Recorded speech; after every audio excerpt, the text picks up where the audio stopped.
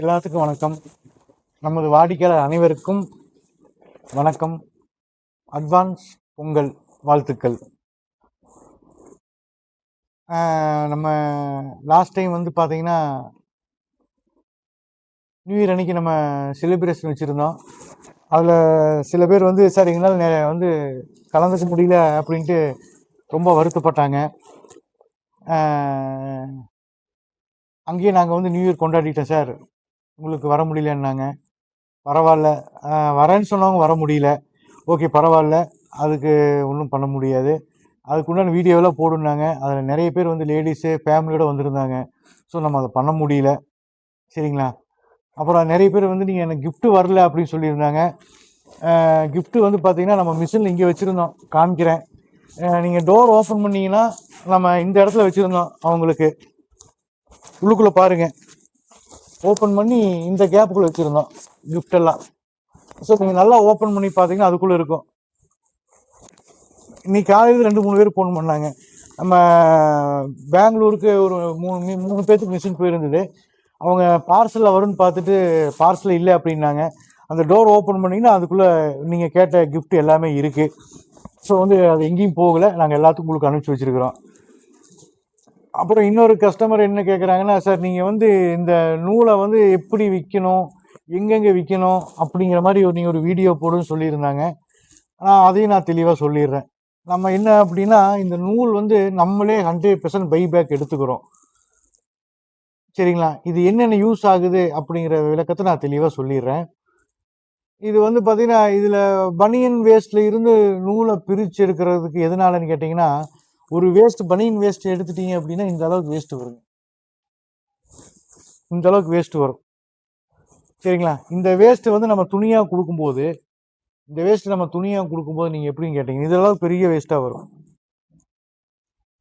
இந்த அளவுக்கு நம்ம துணியாக கொடுக்கும்போது ஒரு ஆளுக்கு மட்டும்தான் இந்த துணி போகும். இதுவே நூலாக பிரிக்கும்போது இது வந்து டபுள் மடங்கு வரும். அவங்களுக்கு தேவையான அளவுக்கு பிச்சு பிச்சு எடுத்துக்குவாங்க.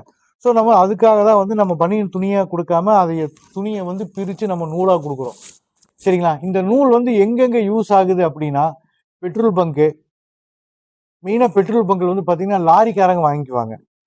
லாரிக்காரங்க வாங்கிட்டு அவங்க 1 கிலோ பாக்கெட்டு அவங்க எப்படி தான் மாதத்துக்கு 2 தடவை வந்து கிரீஸ் கட்டுவாங்க. அந்த கிரீஸ் கட்டுறதுக்கு வந்து இந்த நூல் தான் வந்து பயன்படுத்துகிறாங்க, துணியை யாரும் பயன்படுத்துறது இல்லை. ஏன் இந்த நூலை பயன்படுத்துகிறாங்கன்னா, இந்த நூலாகும்போது உங்களுக்கு வந்து நல்லா அப்சர்வ் ஆகும், சீக்கிரம் வந்து ஈரமாக இருந்தாலும் இஞ்சிக்கும், கை துடைக்கிறதுக்கு பிடிக்கிறதுக்கு எல்லாத்துக்குமே சௌரியமாக இருக்கும். ஸோ அதுக்காக இந்த நூலை வாங்குறாங்க. லாரிக்கு கிரீஸ் கட்டுறதுக்கு வாங்குறாங்க. இன்னொன்று ஜேசிபிக்கு நிறைய பேர் வாங்குறாங்க. ஜேசிபி வச்சிருக்கிறவங்க அது க்ளீன் பண்ணுறதுக்கு எல்லாமே பார்த்தீங்கன்னா இந்த நூலத்தை அதிகமாக வாங்கிட்டு இருக்காங்க. இங்கே நீங்கள் திருப்பூர் எடுத்துக்கிட்டிங்கன்னா காரணம்பேட்டை அந்த சைடெல்லாம் வந்து க்ரஷர் நிறைய இருக்குது, அங்கெல்லாம் நல்லா போயிட்டுருக்கு. நம்ம மார்க்கெட்டிங் எங்கள் சூப்பராக பண்ணிகிட்ருக்குறோம். ஸோ வந்து அந்த ஏரியாவுக்கு இங்கே நான் திருப்பூர் அளவுக்கு நான் சொல்லிகிட்ருக்கேன், அங்கே போயிட்டுருக்கு. அப்புறம் இது எல்லா ஊர்லேயுமே எல்லா கடையிலையுமே வந்து ஸ்பேர் பார்ட்ஸ் கடை இருக்குது. ஆட்டோமொபைல், அதாவது 2 வீலர் மெக்கானிக் ஸ்பேர் பார்ட்ஸ் இருக்குது பார்த்தீங்களா, 2 wheeler spare parts, 4 wheeler spare parts, எல்லா ஸ்பேர் பார்ட்ஸ்லேயும் இந்த நூலை வந்து சேல் பண்ணிகிட்ருக்காங்க. ஸோ அங்கேயும் நம்ம சேல் பண்ணலாம். அது போக வந்து பார்த்திங்கன்னா இந்த நூலை வந்து பெயிண்டிங் ஒர்க் ஷாப்லேயும் வந்து பண்ணுறாங்க. இன்னொரு பக்கம் அட்வான்ஸ் என்ன பண்ணுறாங்கன்னா, டைல்ஸ் ஷோரூம்லேயும் வந்து என்ன பண்ணுறாங்கன்னா இது சேல் பண்ணுறாங்க. டைல்ஸ் ஷோரூமில் கடைசியாக வந்து டைல்ஸ் தொடச்சிட்டு டைல்ஸ் ஒட்டிட்டு அதுக்கு மேலே வந்து பார்த்திங்கன்னா உங்களுக்கு வந்து எஃப்ஆர்சி வைப்பாங்க. எஃப்ஆர்சி வச்சுட்டு இந்த துணியில் தான் துடைப்பாங்க, இந்த நூலில் தான் துடைப்பாங்க.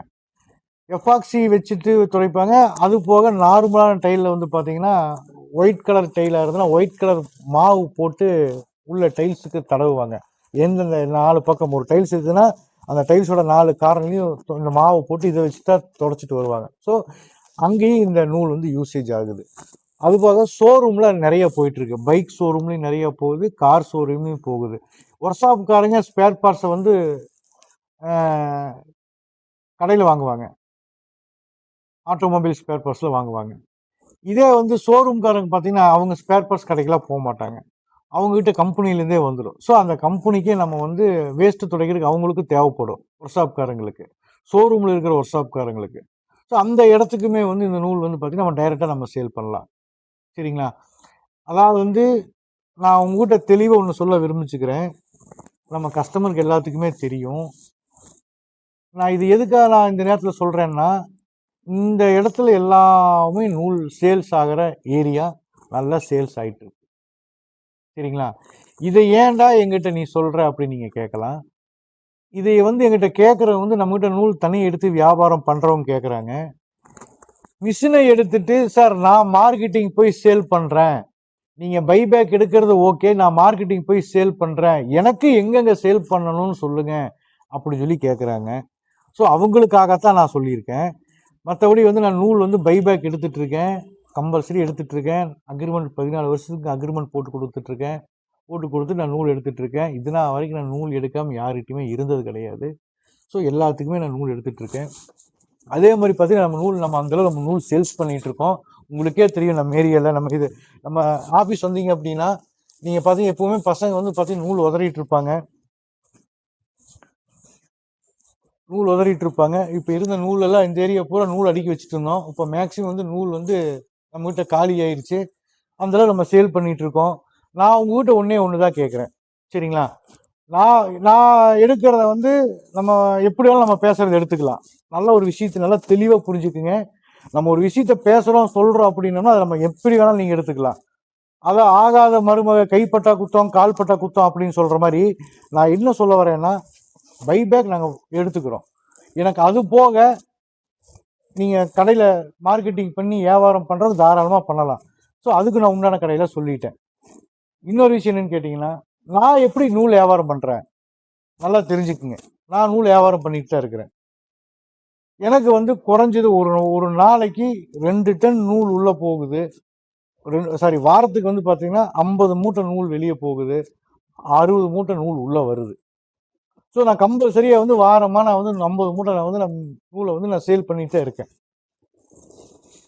ஸோ நானே வந்து நான் சேல் பண்ணுறேன். வாரம் 50 மூட்டைன்னா ஒரு மாதத்துக்கு 200 மூட்டை. சரிங்களா? 200 மூட்டைக்கு வந்து பார்த்தீங்கன்னா 100 டன். அதாவது வந்து 10 டன்னு 10 டன் 15 டன்னு பக்கம் நான் வந்து கம்பல்சரியாக வந்து என்னால் ஒரு மாதத்துக்கு வியாபாரம் பண்ண முடியுது. ஸோ என்னால் வந்து அவ்வளோ பண்ண முடியும் போது நான் ஒன்றும் வானத்துலேருந்து குதிக்கல. சரிங்களா? நான் இந்த நூல் வியாபாரம் பண்ணுறதுக்கு தனியாக நான் பிறந்து வரல. எல்லாமே மார்க்கெட்டிங் முயற்சி. நமக்கு 4 காசு வேணும் அப்படின்னா நம்ம கஷ்டப்பட்டு தான் ஆகணும். ஸோ நீங்கள் வந்து நான் கஷ்டப்படுங்கன்னு சொல்லவில்லை, விருப்பம் உள்ளவங்க கஷ்டப்படுங்க. இந்த தொழில் பண்ணுறீங்கன்னா நம்ம சேல் பண்ணணும் அப்படிங்கிற கான்செப்டில் தான் வந்து நம்ம ஒரு தொழில் மிஷின் வாங்குறீங்க. ஸோ நீங்கள் அந்த மிஷின் வாங்கி வச்சுட்டு எங்கிட்ட கொடுத்தா ஒரு லாபம், நீங்கள் டைரெக்டாக விற்றா ஒரு லாபம். சரிங்களா? விவசாயிகள் வந்து பார்த்தீங்கன்னா, விவசாயிகளுக்கு மேக்ஸிமம் வந்து அவங்களுக்கு உண்டான உழைப்புக்கு உண்டான ஊதியம் எங்கேயுமே கிடைக்கிறது இல்லை. அந்த இடையில வாங்கி விற்கிறாங்க பார்த்தீங்களா, அவங்களுக்கு உண்டான வருமானம் தான் கிடைக்குது. அதனால உங்களை வந்து நீங்கள் உற்பத்தி பண்ணுறவங்க யாருக்குமே அதே மாதிரி தான், அதே நிலைமை தான். நான் என்னங்கிறேன்னா, உற்பத்தி பண்ணுறீங்க, நீங்களே அதை வியாபாரம் பண்ணுங்க நான் சொல்கிறேன். அதுக்குண்டான எளிமையான வழிமுறை தான் நான் சொல்லிட்டு இருக்கேன். இன்னும் எத்தனையோ பேர் நான் சொல்லலாம். சரிங்களா? எங்கிட்ட வந்து மிஷின் வாங்கி துணி வாங்கி நூலும் வாங்கி வியாபாரம் பண்ணுறவங்க நல்லாவே சொல்லலாம். எனக்கு தெரிஞ்சு பார்த்தீங்கன்னா மிஷின் வாங்கி நூல் வியாபாரம் வாங்கி எங்கிட்ட நூல் வாங்குறவங்க சென்னையில் எடுத்துக்கிட்டிங்கன்னா, சென்னையில் சங்கர் பல்லாவரம் சொல்லிட்டு ஒருத்தர் பண்ணிட்டு இருக்காரு. அப்புறம் வண்டலூரில் பிரேமா வண்டலூர்னு சொல்லி ஒருத்தவங்க பண்ணிட்டு இருக்காங்க. திண்டிவனத்தில் கந்தசாமின்னு சொல்லிட்டு ஒருத்தர் பண்ணிட்டு இருக்கிறாரு. இதே சென்னையில் வந்து பார்த்தீங்கன்னா தனு சிந்தாரிப்பேட்டைன்னு சொல்லிட்டு அவங்க நூலை எங்கிட்ட இருந்து வாங்கி பண்ணிட்டு இருக்கிறாங்க. அடுக்கிட்டே போயிட்டு இருக்கலாம். ஸோ நமக்கு வந்து இத்தனை கஸ்டமர் இருக்காங்க, ஒரு சில பேர்த்த ஞாபகம் வச்சுக்க முடியும். ஸோ அவங்கெல்லாம் வந்து எல்லாமே பண்ணுறாங்க. அப்படிங்கும்போது நம்ம ஏன் பண்ண முடியாது அப்படிங்கிற கான்செப்டை நீங்கள் எடுத்துக்கோங்க.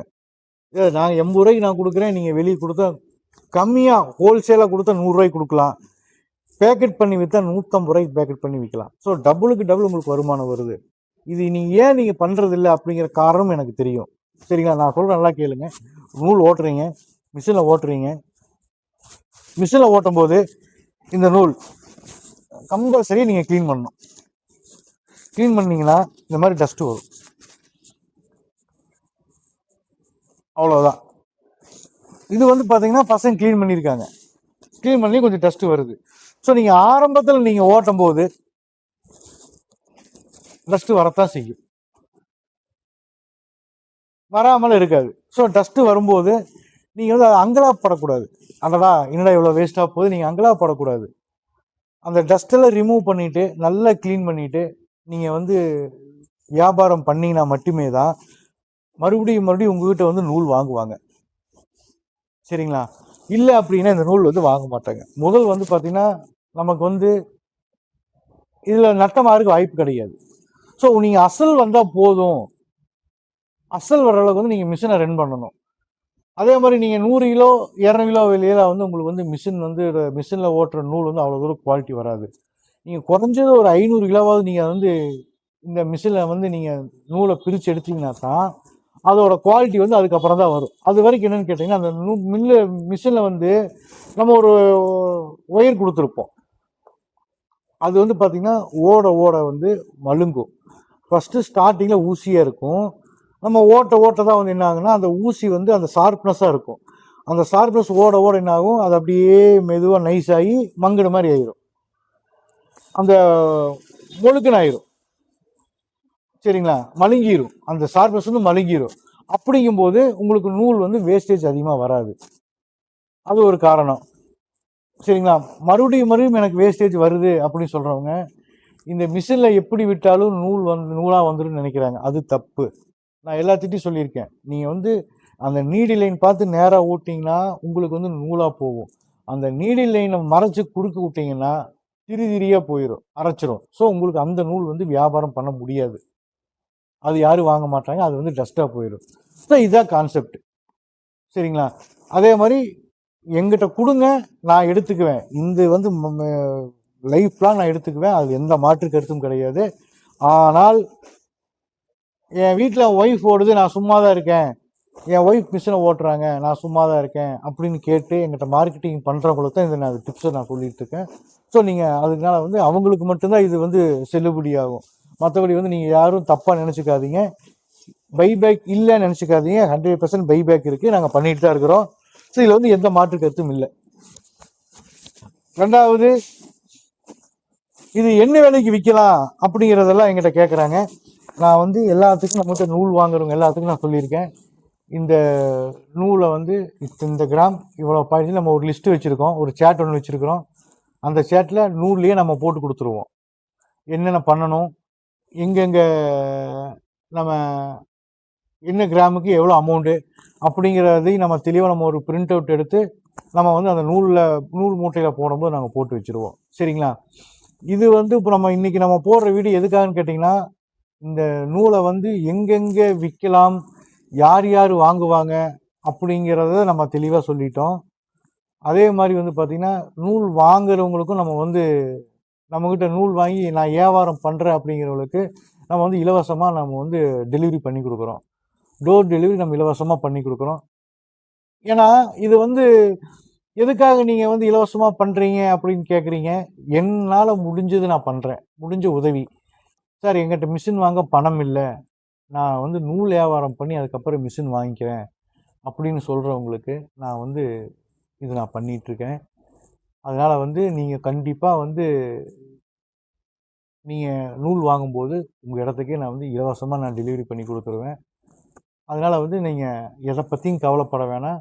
இந்த நூல் எங்கெங்கே வியாபாரம் பண்ணலாம் அப்படிங்கிறதையும் நான் தெளிவாக சொல்லிட்டேன். உங்களுக்கு இதுக்கு மேலே உங்களுக்கு ஏதாவது டவுட்டு, எனக்கு இன்னும் வேறு என்னென்ன பண்ணணும், வேறு எங்கெங்கே வியாபாரம் பண்ணணும், இல்லை என்னென்ன வருமானம் இருக்குது அப்படிங்கிறவங்க உங்களுக்கு ஏதாவது டவுட்டு சந்தேகம் இருந்தால் நீங்கள் கமெண்ட் பண்ணுங்கள், இல்லைன்னா எனக்கு வாட்ஸ்அப்பில் மெசேஜ் பண்ணுங்கள், ஃபோன் பண்ணுங்கள். இது வரை உங்களுக்கு நான் எப்போ நீங்கள் கூப்பிட்டாலும் உங்களுக்கு நான் விளக்கம் கொடுக்க நான் தயாராக இருக்கிறேன். அதனால் நீங்கள் அந்த டைமிங்கெல்லாம் பார்க்க வேணாம், நீங்கள் எனக்கு எப்போ வேணாலும் ஃபோன் பண்ணுங்கள்.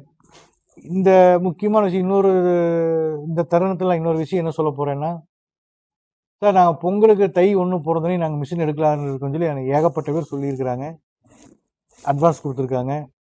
எல்லாத்துக்கும் எனக்கு நியூ இயர் கிஃப்ட்டு கொடுத்த மாதிரி எனக்கு பொங்கலுக்கு கிஃப்ட்டு வேணும்னு கேட்டாங்க. நான் சொல்லிட்டேன், எல்லா நாளும் உங்களுக்கு கிஃப்ட் இருக்குன்னு சொல்லிட்டேன். பொங்கல் முடிகிற வரைக்கும் கிஃப்ட்டு, தை மாதம் வரைக்கும் நான் கிஃப்ட்டு கொடுக்கலான்னு முடிவு பண்ணிட்டேன்.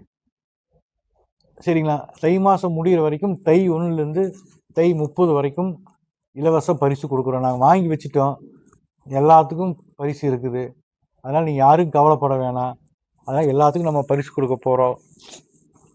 சார் பொங்கலுக்கு நாங்கள் தை 1ஆம் தேதி வந்து மிஷின் வாங்கிக்கணும் எல்லாம் சொல்லிக்கிறீங்க. ஆல்வேஸ் வெல்கம், வாங்க. பசங்க இருக்க மாட்டாங்க, பசங்க ஊருக்கு போகிறாங்க. இன்றைக்கி தான் நான் நைட்டு ட்ரெயின் வச்சு விட போகிறேன், டிக்கெட் போட்டிருக்கேன். 11 மணிக்கு நைட் ட்ரெயின் வருது, அவங்க போயிடுவாங்க. நம்ம லோக்கல் ஆள் பிடிச்சிக்கலாம், ஆட்டோ இருக்குது, டிரான்ஸ்போர்ட்டுக்காரங்க இருக்காங்க.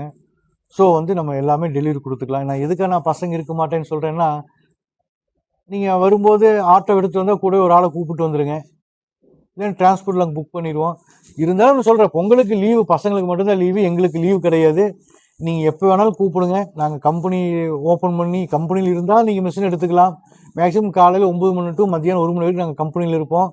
அப்படி இல்லை அதுக்கு மேலே நீங்கள் வர்றவங்களுக்கு நீங்கள் ஃபோன் பண்ணிங்கன்னா நாங்கள் வந்து கம்பெனி ஓப்பன் பண்ணி உங்களுக்கு உண்டான மிஷினும் துணியும் எடுத்து கொடுத்துருவோம். நம்ம எல்லாம் பண்டல் போட்டு வச்சுட்டு நீங்கள் பாருங்கள், வந்து கேட்குறவங்களுக்கு லேட் ஆகுன்னு சொல்லியிருக்காங்க. அவங்களுக்கு எல்லாத்துக்குமே வந்து பார்த்தீங்கன்னா நம்ம பண்டல் போட்டு வச்சுருக்கிறோம். பாஸ் பண்ணி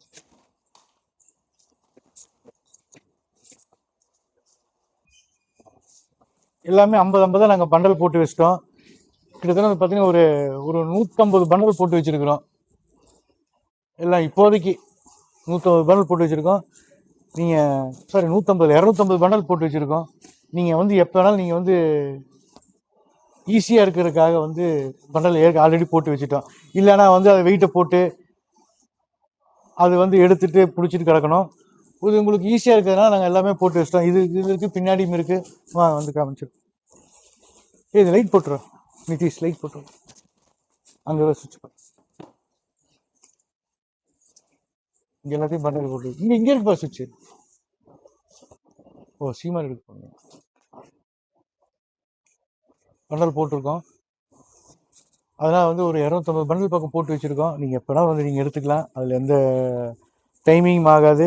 ஏன்னா பொங்கலுக்கு வரவங்க எல்லாருமே எங்கிட்ட பாருங்க, நியூ இயர் அப்பவே வந்து பார்த்தீங்கன்னா நியூ இயர் அப்பவே வந்து சார் எனக்கு ரொம்ப லேட் பண்ணிட்டீங்க அப்படி போய் ரொம்ப போனோம்னாங்க. நான் என்ன பண்ண முடியும், வந்து காலைல வந்தோடனே நம்ம என்ன பண்ணி எல்லாத்துக்கும் டிஃபன் கொடுத்து ஃபங்க்ஷனை முடிச்சிட்டோம். அதுக்கப்புறம் எல்லாரும் ஒரே டைமில் நம்ம மிஷின் கேட்டால் எப்படி கொடுக்கறது, ஒரே டைமில் கேட்டால் நம்ம எப்படி கொடுக்க முடியும், அதான் நம்ம வந்து கொடுக்க முடியல. லேட் ஆகி போச்சு, வேறு ஒன்றும் இல்லை, லேட் ஆகி போச்சு. ஸோ உங்களுக்கு இந்த டைம் வந்து அப்படி நடக்காது. நம்ம எல்லாமே ப்ராப்பர் ப்ரிப்பேர் பண்ணி வச்சிட்டோம்.